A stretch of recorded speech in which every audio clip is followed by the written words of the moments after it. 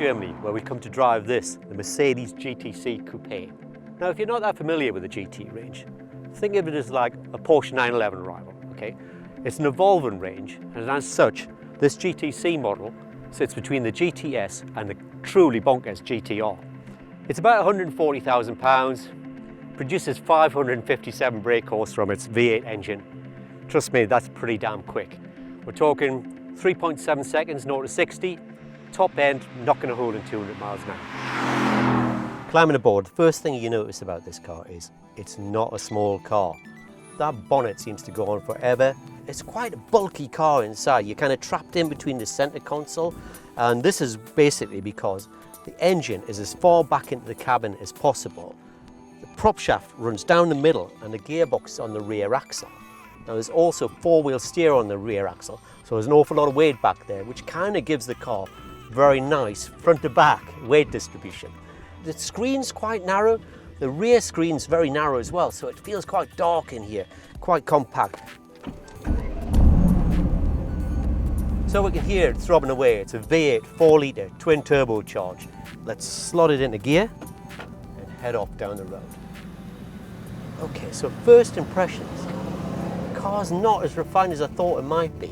Because that gearbox is sitting on the rear axle, I can actually hear it whining away a bit.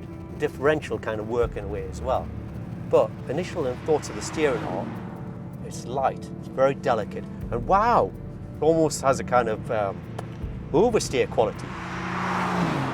Now, there's all sorts of suspension and transmission settings on this car, and basically, I think more than anything else, it has a nice plush comfort to it. There's not a great deal of body travel on it, but what there is, just enough to soak up lumps and bumps. For such a big car, it does feel quite delicate on the move. Sounds good as well.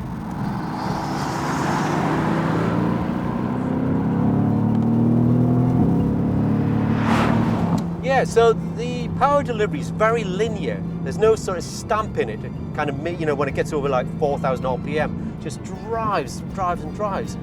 It's very smooth.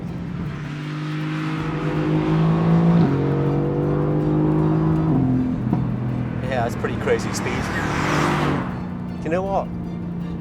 It's patently obvious this is a rear-wheel drive car. It actually sits at the back as the accelerator. Not too much, because it's pretty well controlled, the bonnet, but you can feel the tyres squirm, just sits and goes. Now, where am I in terms of suspension setting? Okay, that's in its firmest setting. If I soften that back off into comfort mode, it definitely feels more flex in the rear end. You get a sort of lateral movement at the back of the car as it tries to lay its power down. But you know what? There's something quite reassuring about it. Kind of makes you feel, you know, like you're one with the car almost. Kind of makes you feel, yeah, I'm in control here. Sure, I can feel everything that's going on, and I don't want to take too many liberties with the throttle. But yeah, it will absolutely grip and go, this thing. Interior, yeah, it's really nice quality actually. You know, nice leathers, etc. The little shifter's really nice, and also there's lots of buttons for the gearbox, so I can switch it into manual. The pipe, which you've heard, definitely, and the dampers, I can firm them up as well. Okay, the only trouble is with this, maybe it's because I'm a little bit vertically challenged, I would say. I sit quite close to the steering wheel, so I'm always almost looking behind me to activate these buttons. I think I'd like them a bit further forward, so I can just hit them more naturally. Okay, so what we've discovered here is the steering is all the sweeter when the dampers are in the firmer setting. When you put it in the softer damper settings, you just introduce some compliancy into the steering. The car doesn't feel as alert or as agile, but there, man oh man, that's so much better.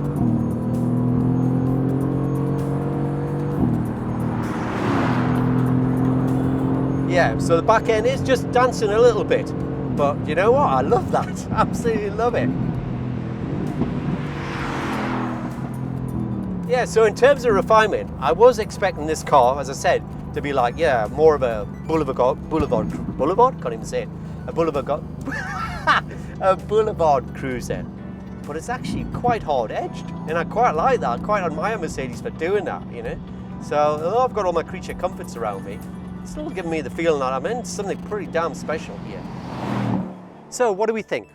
Well, I have to say, I really like it. It's a huge car. I mean, just look at the length of this bonnet, yeah? But really, it never feels that big on the road. It's delicate, goes where you point it. It's a really, really sweet thing. It goes like crazy. It sounds fantastic. Interior is really nice. And it's actually a little bit more race car than I was expecting, to be quite honest. I was expecting it to be a bit more refined. But yeah, it all kind of adds into that feel. I love it, absolutely love it. Would I have one over a 911? Well, no, I'd have both.